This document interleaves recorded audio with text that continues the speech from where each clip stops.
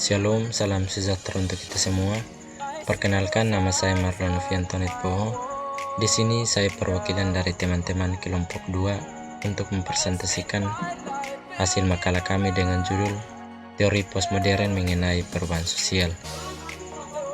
Langsung saja kita masuk pada poin pembahasannya, yaitu pengertian dan istilah dari postmodern. Postmodernisme merupakan suatu produk kultural yang dipandang sangat berbeda dengan produk kultural modern. Pandangan lain melihat bahwa produk-produk baru ini telah menggeser produk kultural lama. Dalam paparan ini yang disusun dari 3 bahasa tulisan, dipaparkan relasi postmodernisme dengan sosiologi dan dilanjutkan dengan berbagai teori sosiologi yang tumbuh dan tergolong dalam sosiologi postmodernisme. Sedangkan istilah postmodern secara harfiah berarti setelah modern. Istilah modern yang berarti zaman baru berasal dari bahasa Latin modernus yang telah digunakan sejak abad ke-5 Masehi untuk menuju batas antara era kekuasaan agama Kristen dan era paganisme Romawi. Istilah ini kemudian berkembang menjadi beberapa istilah keturunan yang kesemuanya menunjuk pada suatu kurun sejauh setelah abad pertengahan. B. Tokoh pemikir dari teori postmodern. Beberapa tokoh pemikir dari teori postmodern diantaranya yaitu Jean-Francois Lyotard. Jean-Francois Lyotard merupakan salah satu filsuf postmodernisme yang paling terkenal sekaligus paling penting di antara filsuf-filsuf postmodernisme yang lainnya. Dua karya yang menjadikan terkenal baik di Prancis maupun di luar negeri yaitu De Postmodernisme Condition dan De Different. Karyanya itu juga baik sesuatu ataupun seseorang yang ditolak bersuara terhadap sistem ideologis yang dominan yang menentukan sesuatu yang dapat diterima dari dan tidak dapat diterima. Sedangkan menurut Michael Foucault adalah seorang tokoh postmodernisme yang menolak keuniversalan pengetahuan. Ada beberapa asumsi pemikiran pencerahan yang ditolak oleh Foucault, yaitu pengetahuan itu tidak bersifat metafisis, transendental atau universal, tetapi khas untuk setiap waktu dan tempat. B. Tidak ada pengetahuan yang mampu menangkap karakter objektif dunia, tetapi pengetahuan itu tidak selalu mengambil perspektif. C. Pengetahuan tidak terlihat sebagai pemahaman yang netral dan murni, tetapi selalu terikat dengan rezim-rezim penguasaan. Namun demikian, menurut Foucault tidak ada perpisahan yang jelas, pasti, dan final antara pemikiran pencerahan dan pasca modern, atau antara modern dan pasca modern. Paradigma modern, kesadaran dan objektivitas adalah dua unsur membentuk rasional otonom, sedangkan bagi Foucault pengetahuan bersifat subjektif. Sedangkan menurut Jacques Derrida membahas filsuf yang suatu ini tidak akan lepas dari buah pemikirannya tentang dekonstruksi. Istilah ini merupakan salah satu konsep kunci postmodernisme. Apa itu konstruksi secara etimologis? Dekonstruksi adalah berarti mengurai, melepaskan dan membuka.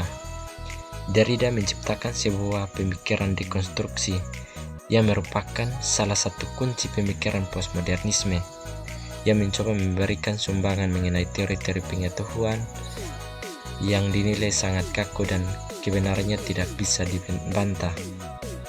Dan dapat hal ini Dan dalam hal ini pemikiran modernisme, Derrida mencoba untuk meneliti beberapa terhadap suatu teori pengetahuan yang bagian bisa dibantah kebenarannya, yang dalam arti bisa membuat teori baru asalkan hal tersebut dapat terbukti kebenarannya dan dipertanggungjawabkan.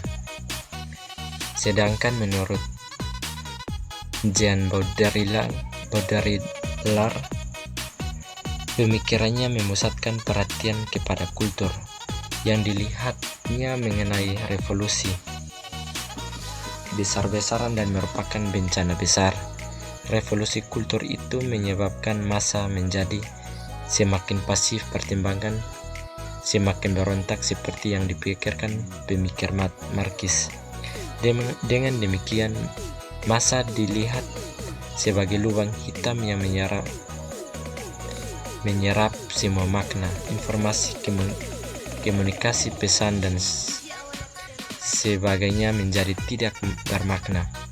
Massa menampang jalan mereka sendiri, tak mengindahkan upaya yang bertujuan memanipulasi mereka.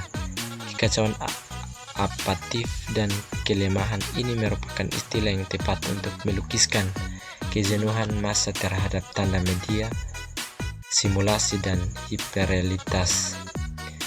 Sedangkan menurut Fredrik Jameson, merupakan salah satu kritikus literatur berhaluan Marxis paling terkemuka, Georg Ritzer dalam Postmodern Social Theory menempatkan Jameson dengan Daniel Bell, kaum feminis. Dengan teoritis multikultural, Jameson menggunakan pola berpikir Marxis untuk menjelaskan hipostologi historis yang baru atau postmodernisme, yang bagiannya bukan mendifikasikan dan kapitalisme melainkan ekspansi darinya. Dengan demikian jadi jelas bahwa periode historis yang ada sekarang bukanlah keterpusan melainkan kelanjutannya.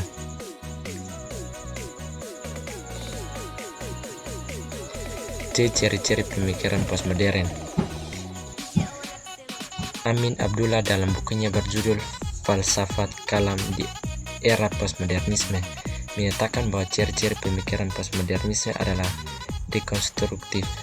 Hampir semua bangunan atau konstruksi dalam dasar keilmuan yang telah mapan dalam era modern, baik dalam bidang sosiologi, psikologi, antropologi, sejarah, bahkan juga ilmu-ilmu kealaman yang selama ini baru ternyata dipertanyakan ulang oleh postmodernisme. Hal ini terjadi karena teori tersebut dianggap menutup munculnya teori-teori yang lain, barangkali pemecahan masalah jalim. Jadi klaim adanya teori-teori yang baku, standar yang tidak dapat diganggu gugat, itulah yang ditentang oleh pemikiran postmodernisme. Ciri postmodernisme yang lain adalah berwatak relativisme. Artinya pemikiran postmodernisme dalam hal realitas budaya atau nilai-nilai kepercayaan dan lainnya tergambar dalam teori-teori yang dikembangkan oleh disiplin ilmu antropologi. Dalam pandangan antropologi, tidak ada budaya yang sama dengan dan sebangun antara satu dengan yang lain. Seperti budaya Amerika jelas berbeda dengan Indonesia, maka nilai-nilai budaya jelas sangat beraneka ragam sesuai dengan latar belakang sejarah, geografis, dan sebagainya. Berdasarkan penjelasan di atas, nampak bahwa nilai-nilai budaya bersifat relatif, dan hal ini sesuai dengan alur pemikiran postmodernisme, yaitu bahwa wilayah, budaya, bahasa, agama sangat ditentukan oleh tata nilai dan adat istiadat masing-masing. Dari sinilah nampak jelas bahwa para pemikiran postmodernisme menganggap bahwa segala sesuatu itu relatif dan tidak boleh absolut, karena harus mempertimbangkan situasi dan kondisi yang ada. Jadi dapat disimpulkan bahwa ilmu pengetahuan dari postmodernisme bersifat relatif dan ada ilmu pengetahuan yang kebenarannya absolut, dan melihat suatu peristiwa tertentu juga ketika ini nilainya harus dilihat dari segala sisi, tidak hanya terfokus pada satu fokus sisi tertentu. Demikian hasil makalah kami, kurang lebihnya kami mohon minta maaf. Sekian dan terima kasih.